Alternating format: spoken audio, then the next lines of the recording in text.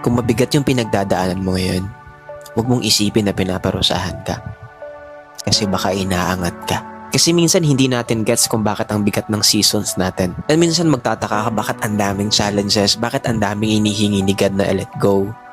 Pero minsan hindi natin napapansin na every time na meron siyang tinatanggal, may binubuo siya sa'yo. Kasi God is preparing you for a higher calling. Kaya dun mo mapapansin na hindi pwede yung old mindset, yung old habits, and yung old heart. Kaya kung nasa waiting season ka right now, alam mo wag mong maliitin.